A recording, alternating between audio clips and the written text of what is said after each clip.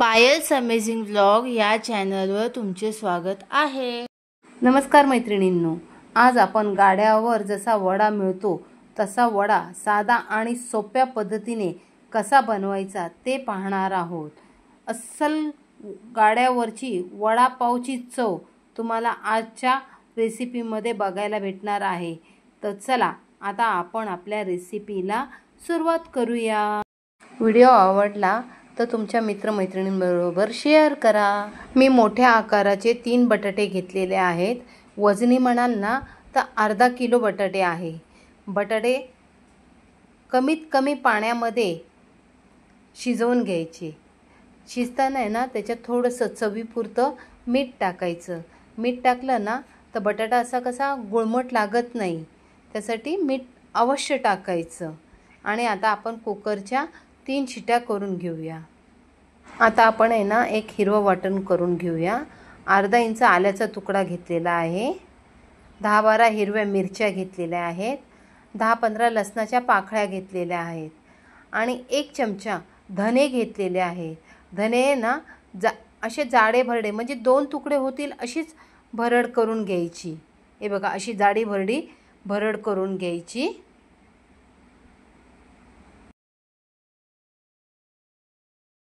आपण बटाटे सोलून घेऊया।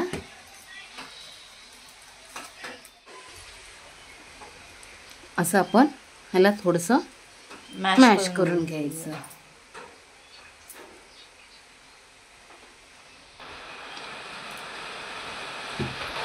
आता आपण एक फोडणी तयार करून घ्यायची। तेल गरम झालं ना की त्यावर थोडीशी मोहरी टाकायची। मोहरी चांगली तडतडली, थोडासा कढीपत्ता आणि आपण जे हे वाटण तयार करून घेतलेलं आहे हे वाटण त्याच्यात टाकून घ्यायचं। चवीनुसार मीठ,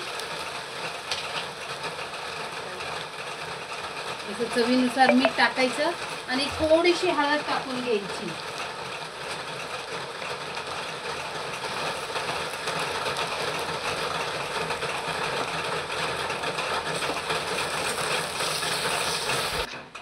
आता आपण थोडीशी कोथिंबीर घेतलेली आहे, देठासकटच घ्यायची। ती अशी बारीक चिरून बटाट्यांवर टाकायची आणि आपण जो ठेचा तयार केलाय ना हा ठेचा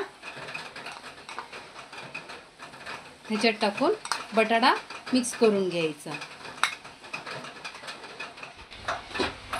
असं व्यवस्थित आपला ठेचा बटाट्यामध्ये मिक्स करून झाला की असे आपण आपल्या आवडीनुसार गोल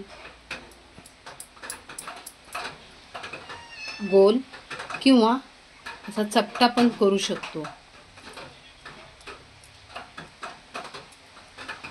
असा चपटा सुद्धा गोळा करून घ्यायचा। आता अशा प्रकारे आपण सर्व अगोदर गोळे तयार करून घेऊया। अर्धा किलो बटाट्यामध्ये किती गोळे होतात ते मी नंतर तुम्हाला सांगते। मी इथे 1 कप बेसन पीठ घेतलेलं आहे। आता त्याच्यात आहे ना आपण चवीनुसार मीठ, चिमूटभर खायचा सोडा, हा खायचा सोडा हे टाकून आपण आता ह्याचं पीठ बनवून घ्यायचं।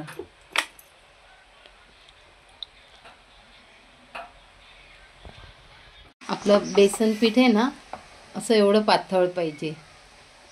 आता आपण आहे ना तेल गरम झालेलं आहे, आता आपण एक छोटंसं टाकून बघायचा।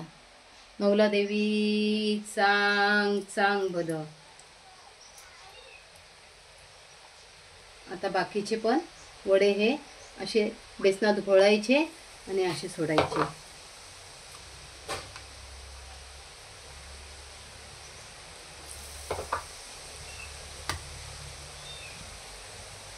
आपण घेतलेल्या सामग्रीत 11 ते 12 मध्यम आकाराचे वडे बनतात। मम्मी तळून घ्यायचे का? आणि मम्मी एक बॅच तळायला किती वेळ लागतो? 5 मिनिटं राणी।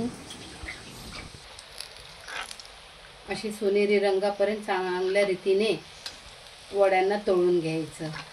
वडा जेवढा सोनेरी रंगावर तळला जाईल तेवढा चांगला लागतो खायला।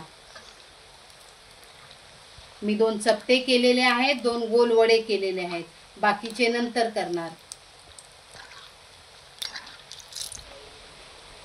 हा आपला देवबाप्पाचा झालेला आहे, हा अग्निदेवाला ठेवला। आता हे आपले वडे आपण काढून घेऊया। मस्त असे वडे झालेले आहे, हे बघा केवढे मोठे असे वडे आहेत, हे बघा कसा गोल गरगरीत वडा आहे। दुसरा पण दाखवते तुम्हाला, हा बघा हा चपटा केलेला आहे। वडे बघूनच खायला माणसाला इच्छा होईल, एवढे असे सुंदर झालेले आहेत। आता आपण यांना काढून घेऊया।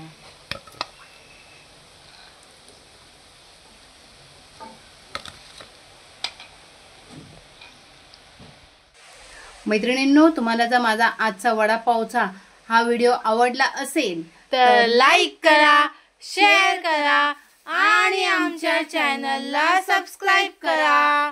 भेटूया पुन्हा नेक्स्ट व्हिडिओ मध्ये।